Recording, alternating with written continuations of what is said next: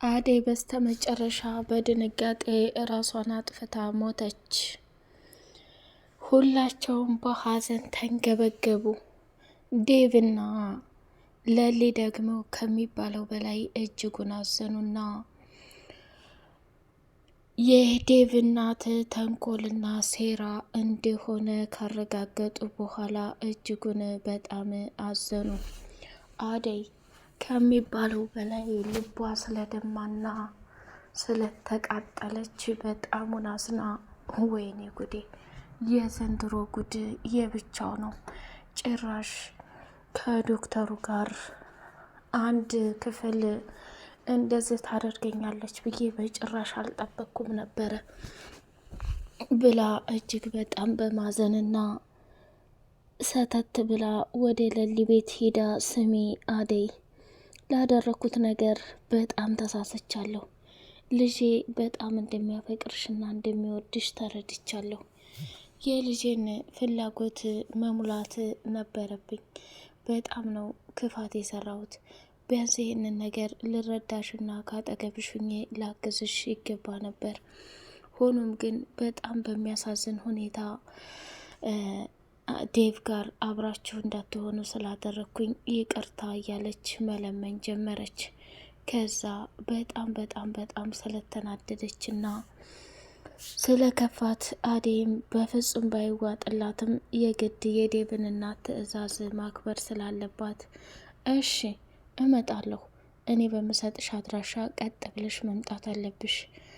እሷ ደግሞ በልቧ አደይ የዛሬው የመጨረሻ ይሆናል ማለት ነው። ምንም ቢፈጠር ምንም እስከ መጨረሻው ድረስ ይህንን ነገር ተጠቅሜ የማት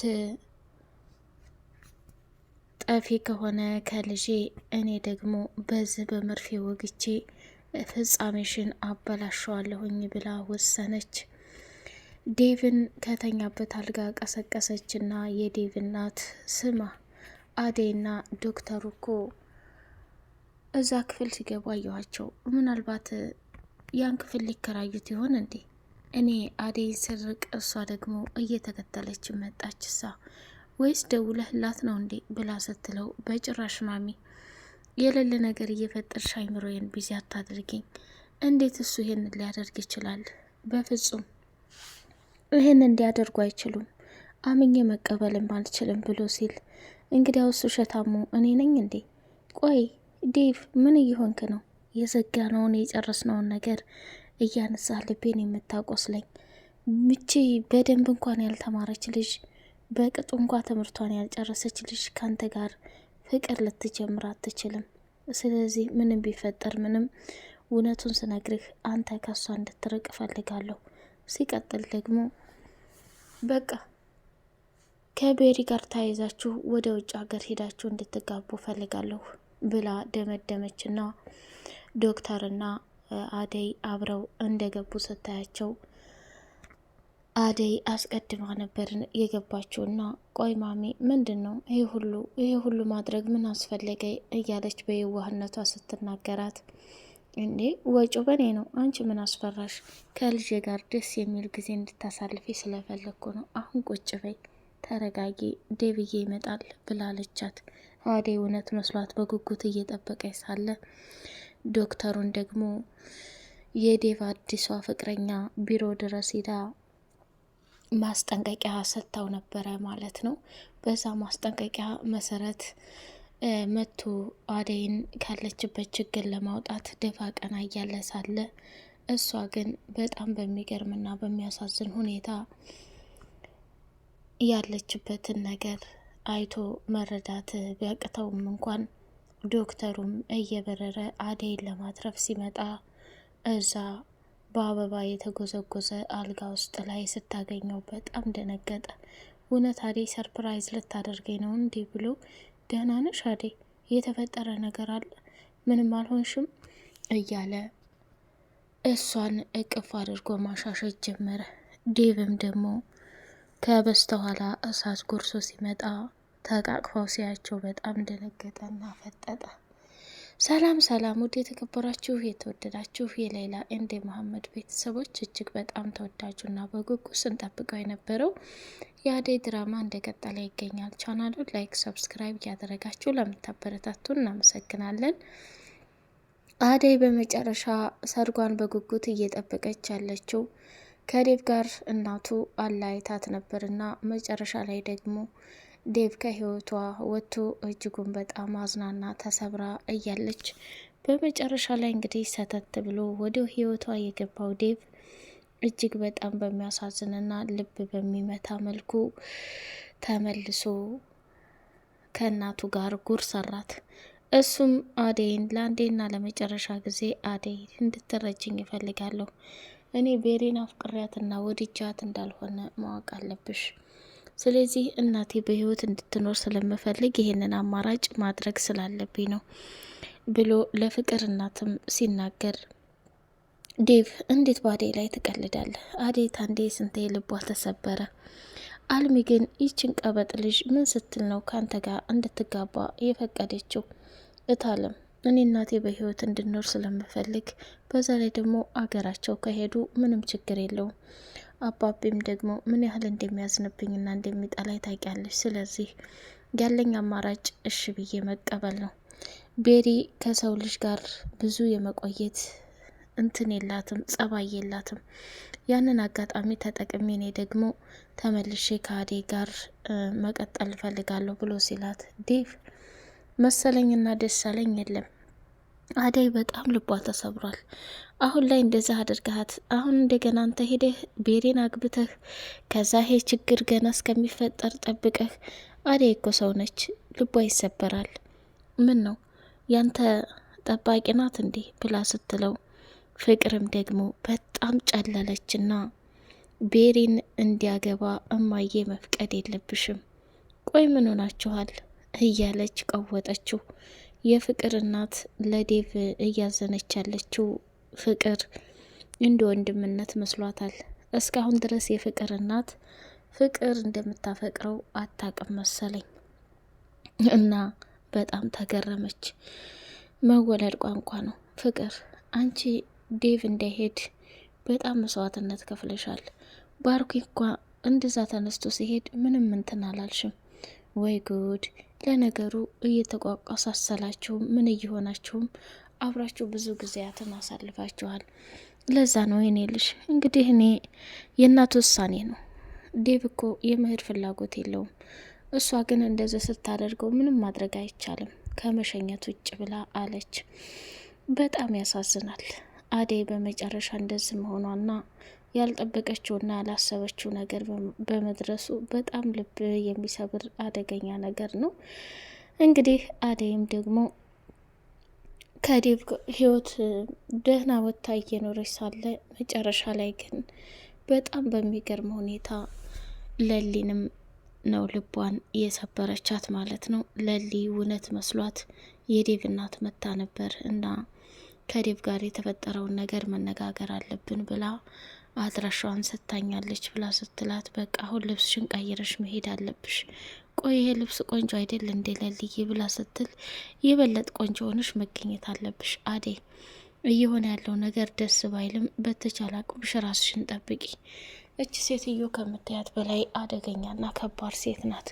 አሁን ደግሞ ምን አይነት ችግር ውስጥ እንደምታስገባሽ ባላቅም ራስሽ እንድትጠብቅ ይፈልጋለሁ ብላ አለቻት።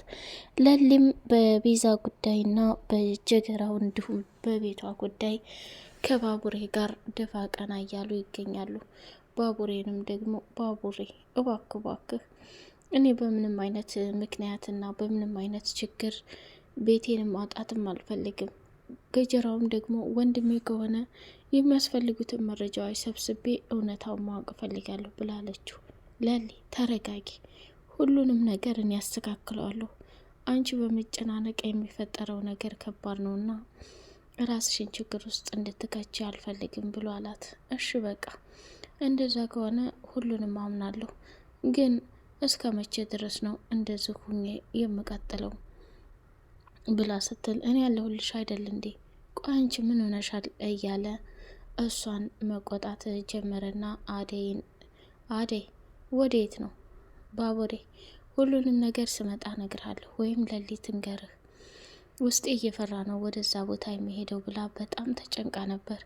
ዶክተሩም እንግዲህ ቢሮ ተቀምጦ እንደ አጋጣሚ የዴቭ አዲሷ ፍቅረኛ መታ አደይ ችግር ላይ እንደሆነች እና የዴቭ እናት የሆነ ነገር ልታደርጋት እንደሆነ ስትነግረው እሱም ማመን አቅቶት ከዛ ቦታ ላይ ተያይዘው ሲሄዱ ዳይመንድ ጋር ተገናኙ።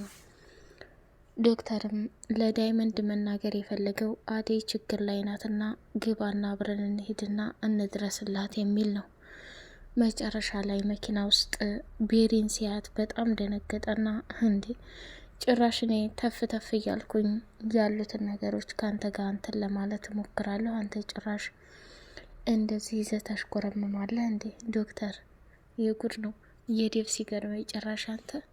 አረ ጉድ እኮ ነው። ካሁን በኋላ ምንም ነገር ልልህ አልችልም። አረ ተቀይስ እያለ ዳይመንድን በጣም ተናዶ ስለነበረ ዶክተር ከዛ ቦታ ላይ እንዲሄድ አደረገውና ቤሪም ደግሞ አንተን ያናገርህ የለም ምን ይመስላል እያለች ስትሞጣሞጥ፣ ስሚ አንቺ በእኔ እጅን ከምትጠፊ በፊት በክብር መኪና ውስጥ እንዳለሽ በክብር የምትፈልጊበት ቦታ ያድረስሽ፣ አይ የምትይ ከሆነ ግን መጨረሻሽ አያምርም እያለ ነገራት ማለት ነው። የአደይ መጨረሻ እንግዲህ እዛ ሆቴል ስትሄድ የዴቭ እናት ያቀናበረችው ቅንብር ሁለታቸውንም ፊት ለፊት ሲገጣጠሙ በጣም ፈርታ ነበርና ዶክተር ሲገባ ከዛ ዴቭ ሲገባ የሆነ ነገር እንዳለ ተሰምቷት ራሷን መቆጣጠር አቅቷት ድፍት ብላለች ማለት ነው። አሹና ሮማን የቀጠለው ጭቅጭቃቸው እንዳለ ሆኖ ቤዛ በራፍ ስትቀጠቅጥ ሲከፍትላት ጭራሽ ወደዚህ መተሽ ይህንንም ቤት የኔ ነው ብለሽ ልታስወርሽ ነው እንዴ? ይህንንም የኔ ነው ብለሽ ልትወስጅ ነው እንዴ? እያለ በጩኸት ከቀወጠባት በኋላ በጣም ተናደደችና አሹ እድሜ ዘላለምህን የበር ዘበኛ ሆነህ መቅረት የለብህም፣ የሆነ ነገር ላይ ማረፍ አለብህ። እንዴት እኝኝ ስትል ትኖራለህ? እያለች ስትለው እባክሽ ሌላ ነገር አትፈታተኝ፣ ሌላ ነገር አትቀበጣጥሪ፣ አንቺን የጠየቀሽና አንቺን እንዳያደርጊ ብሎ ያለሽ ማንም ሰው የለም።